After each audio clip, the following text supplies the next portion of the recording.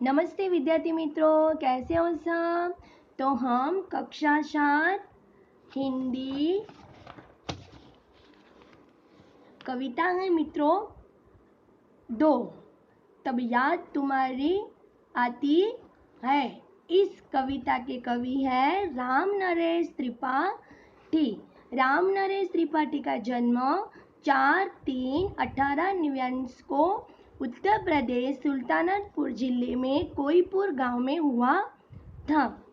वो कवि, उपन्यासकार, नाट्यकार के आलोचक थे। मुख्य काव्य कृति मिलन, प्रतीक और स्वप्न और मानसी है। राम नरेश त्रिपाठी ने इस कविता में प्रकृति के सौंदर्य का मनमोहन चित्र बताया है। तो हम इस चित्र का वर्णन करेंगे और कविता को अच्छी तरह गुनगुनाएंगे। तो ये चित्र आपको जो दिख रहा है कितना अच्छा चित्र है। प्राकृतिक सौंदर्य का, कुदरती वातावरण बहुत अच्छा होता है सुबह का। तो ये चित्र में बहुत अच्छे पंछी है, सब अलग अलग, मोर, तोता, चिड़िया और सुबह का मस्त मनमोहक वातावरण है। तो हम इस सुंदर वर्णन करते हैं कविता का। तो हम देखेंगे इस कविता को जो राम नरेश त्रिपाठी ने बहुत अच्छी कविता का वर्णन किया है। तो आए हम उसे ध्यान से सुने। और विद्यार्थी मित्रों, आप अपने पास पेंसिल भी रखिए। अगर बुक्स हैं तो उसमें पेंसिल से टिक मार्क करिए, यानी आपको विलोम शब्द, पर्यायवाची शब्द की पहचान मिले। तो आइए बच्चों, जब बहुत सुबह चिड़िया उठकर, जब बहुत सुबह चिड़िया उठकर कुछ गीत खुशी के गाती है, कुछ गीत खुशी के गाती है। जब बहुत सुबह, सुबह यानी कि सवेरा, चिड़िया यानी कि पंछी लोग, सब लोग यहाँ पे चिड़िया का उल्लेख हम करते हैं, लेकिन सभी पक्षी का उल्लेख कवि ने बताया है। सभी सुबह उठकर मस्त मीठे गीत गाते हैं। कलियां दरवाजे खोल खोल जब दुनिया पर मुस्काती है। कलियां दरवाजे खोल खोल, कलियां यानी कि यहाँ पे जो दरवाजे हैं, कलियां, कलियां यानी फूल जो कली में है उसकी पंखुड़ियाँ होती है। खोल खोल यानी कि पंखुड़ियाँ जो ऐसे करके फिर से कली हो जाती है, फिर से खिलती है, फिर से ऐसे मुरझा जाती है। और उसकी पंखुड़ियाँ जैसे कलियां दरवाजे पर पंखुड़ियाँ जब दुनिया पर मुस्काती है, फूल भी जैसे खिलते हैं तो हमें ऐसे लग रहा है जैसे दुनिया मुस्काती है। खुशबू की लहरें जब घर से बाहर आ दौड़ लगाती है।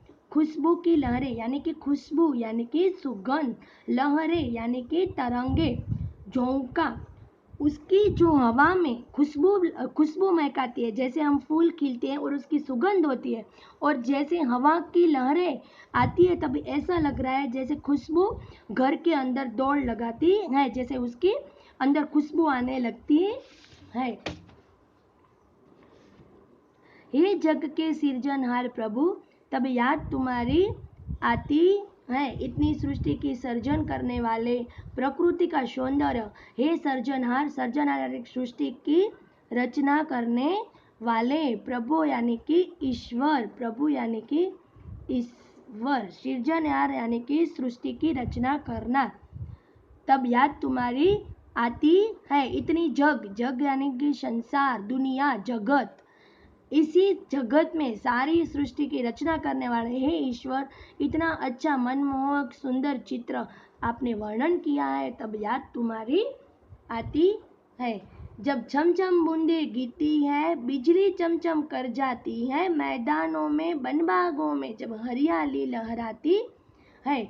बूंदे, बूंदे यानी कि जो बारिश के अंदर जो ड्रॉप्स होते हैं, आप बोलते हो ना जब वो ड्रॉप्स जब वो गिरती है तब बिजली चमचम कर जाती है, जैसे ऐसे लग रहा है कि बिजली चमकती है जब, तब ये बूंदे गिरती है तो कितनी अच्छी लगती है उसका वातावरण। जो मैदान में, वन बागों में जब बारिश होती है तब मैदानों, वन, बाग, बाग यानी कि बगीचा, वन यानी कि जंगल, बगीचे, सारे में हरियाली लहराती है, जैसे हरी हरी घास, फूल खिल जाते हैं, बिजली चमकती तो ऐसे लगते हैं जैसे जब बूंदें गिरती है तब सारा प्राकृतिक सौंदर्य खिल उठता है।